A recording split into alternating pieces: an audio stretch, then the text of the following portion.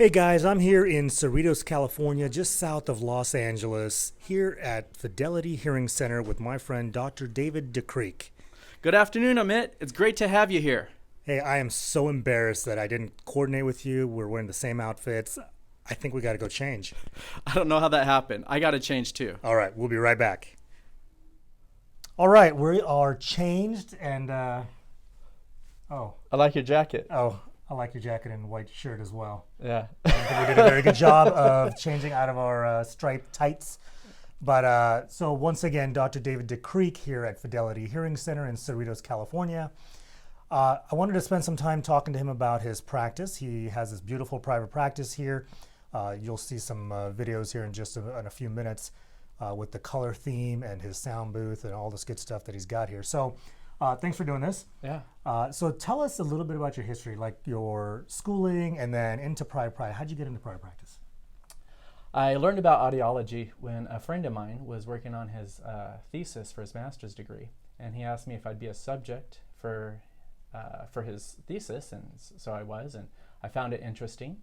He said, you should study this.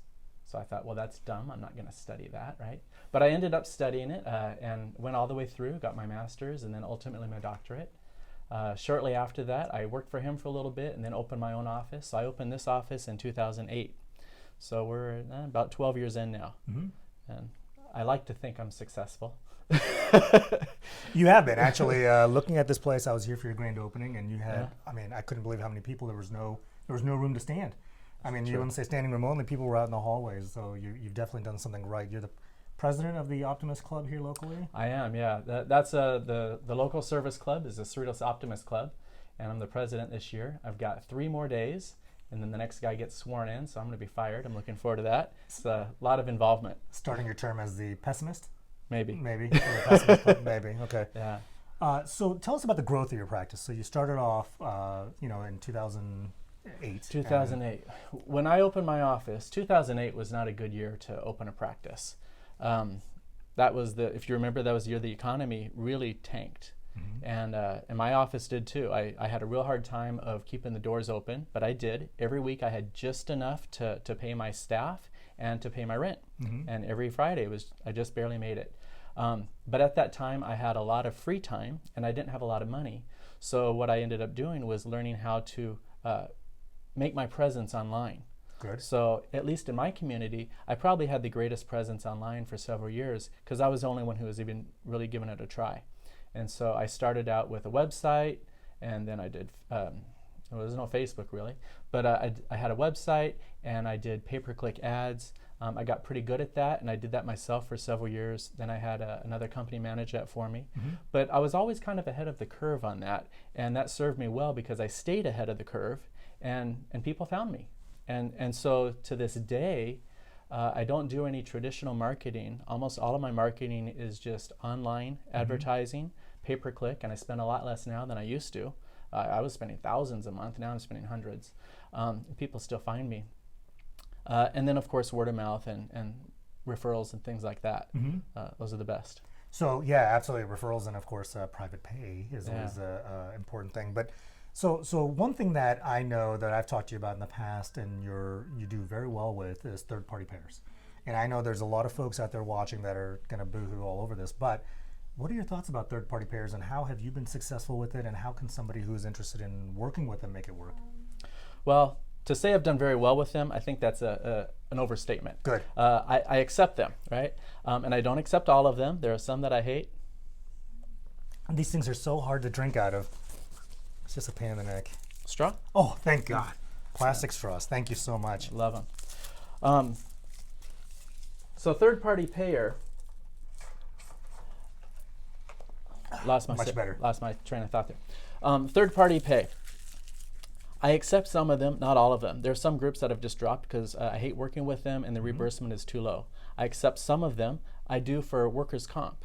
Workers' comp, I don't like working with those companies directly. I've been burned too many times, and I really don't have any power to recoup my investment. I put out some money and I don't get it back, right? So I'm not only not ahead, I've lost money on the whole transaction. Right.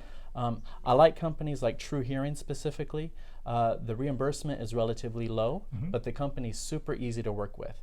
And in my experience, when the people come into my office, they already know what to expect. They know what they're going to spend. They're not surprised by it. They don't give me a bunch of resistance. They're already qualified, so they know they have hearing loss. They know they need hearing aids. Many of them, it's not their first pair; it's their second or third, right? And so they're easy in that regard. And because they're not necessarily a first-time user, they don't require all of the follow-up that a first-time user might need, right? Sure. So I don't have to spend 4, 5, 6, 7 visits fine-tuning things. We just get them right to where they're comfortable, make sure they have audibility, and if we have to make an adjustment or two later, then we do that. But it's pretty easy, just a 10-minute appointment. Right. Gets things done. Yeah.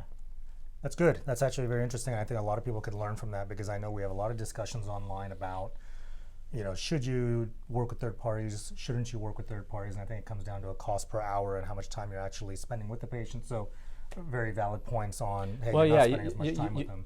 And I wouldn't be able to if I had to spend as much time. Right. If someone comes in and they write me a check for a bunch of zeros, I'm going to spend more time with that person. Third-party payers, they're not the same kind of patient.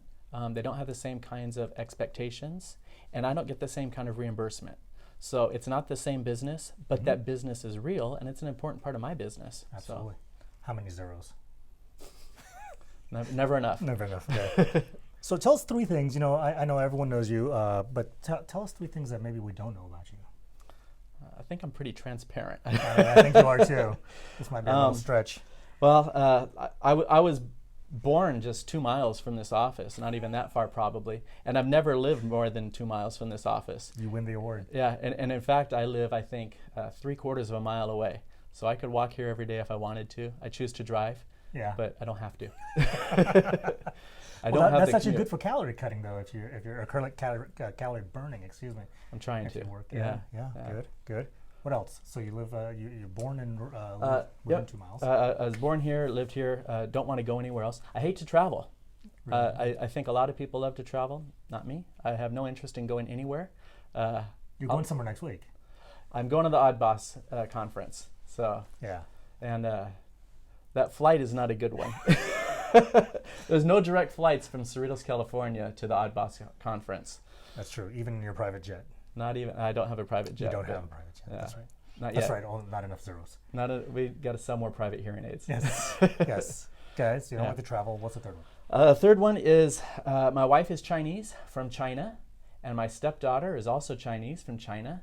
My son is half Chinese and half Dutch because I'm Dutch, and so we have a mixed family, and you have a new dog. We have a new dog. We have a cute little corgi. He's a 6-month-old puppy. I don't recommend you get one because you'll have to replace everything that you own. Yeah. My wife has gone through some pretty expensive sandals. Wow. I've gone through some tax records that he's chewed up, and everything in the backyard is fair game. So he's become an expensive little dog. Yes, they especially puppies. Absolutely. Yeah. Yeah. Oh man, this has been great. So before we cut away, I want to show you guys a couple of pictures of the clinic. So here are those pictures.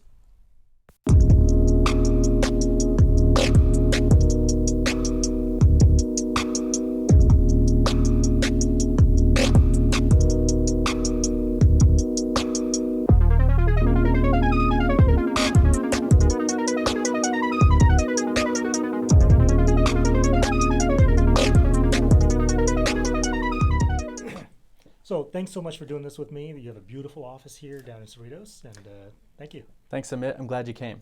One more thing, though. As you know, I have lots of security cameras, and I watch the parking lot and my office and everything. I saw you move all my chairs. And we have something that I do in my office. Whenever someone does something they're not supposed to, they get a trophy. And so I'm going to give you the trophy of disappointment. Renee, will you pass the trophy on to Dr. Gosalia? Here you go, Dr. Gosalia. Way to go. Thanks. Put the chairs back. Will do. Thank you.